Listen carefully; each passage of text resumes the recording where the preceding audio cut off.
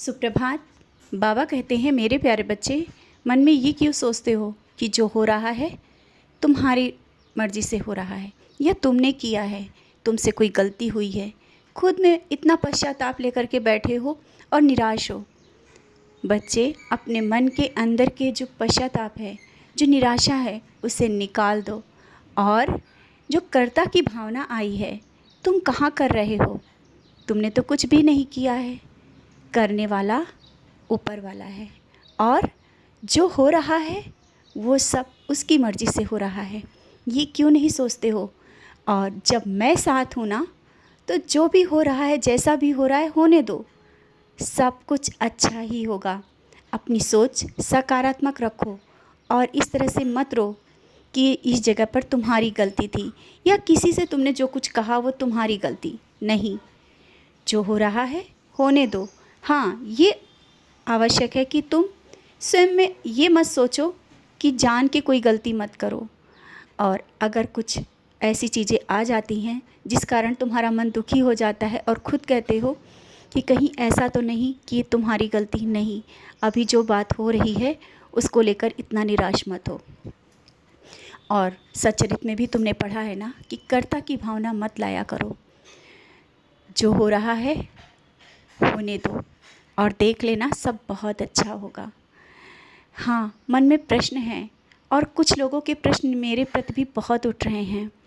उन प्रश्नों को लेकर के तुम परेशान हो कि मेरे बाबा को कोई ऐसा क्यों बोलता है, क्यों ऐसे प्रश्न उठते हैं। जो बोल रहा है बोलने दो, तुम अपना कर्म करो, क्यों दूसरों की बातों पे आते हो।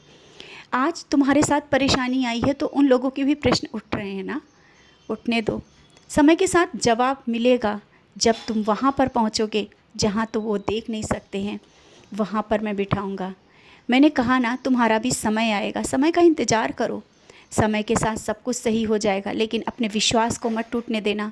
क्योंकि मैं देखता हूँ तुम डगमगाने लगते हो, तुम्हारा विश्वास टूटने लगता है और तुम कहते हो कि बाबा अब आगे क्या होगा। आगे तुम मुझसे क्यों पूछते हो? शांत रहो ना, अपने हृदय से पूछो। तुम्हारे हृदय में मैं बैठा हूँ ना, मैं कह रहा हूँ सब अच्छा होगा और कुछ भी बुरा नहीं हो सकता है। कुछ भी ऐसी चीज़ें नहीं हो सकती हैं जो तुम्हारे भविष्य को ख़राब करे। जो चीज़ें आई हैं वो धीरे धीरे कट जाएंगी। तुम्हारे ऊपर बहुत बड़ा आशीर्वाद है, उस देवी शक्ति का भी आशीर्वाद है जो तुम्हें दिख नहीं रहा है। तुमने जो इतने दिनों से अच्छे कर्म किए, पूजा पाठ भक्ति, वो क्या व्यर्थ जाएगी? और बहुत से जवाब मैंने तुम्हें दिए हैं, तुम जवाब मांगते हो ना, मैंने जवाब दिया है। समझने की कोशिश करो, किसी न किसी के माध्यम से या सच्चरित के माध्यम से। जब तुम उदास होते हो, रो रहे होते हो, और जब जो अध्याय तुम पढ़ते हो उसमें तुम्हारा जवाब मिलता है, फिर उसमें प्रश्न करने लगते हो, फिर उदास होते हो। तुम्हारा जवाब तो तुम्हें मिल गया है। निश्चिंत रहो और खुश रहने की कोशिश करो। हाँ, कभी कभी तुम्हारी ये गलती होती है कि बहुत जल्दी निर्णय ले लेते हो। निर्णय सोच समझ के लिया करो। इतनी जल्दी गुस्से में कोई निर्णय लेना अच्छा नहीं है।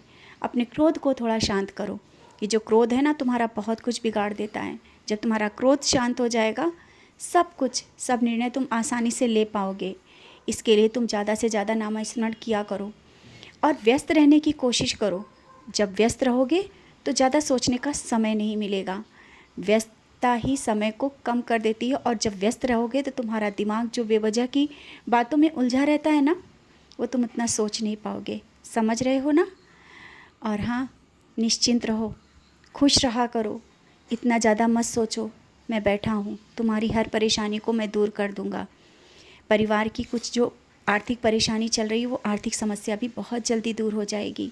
सारी समस्याएं मैं जो दूर करने के लिए बैठा हूँ, तो चिंता मत करो, खुश रहा करो और मुस्कुराते रहा करो। तुम्हारा बाबा तुम्हारे साथ है।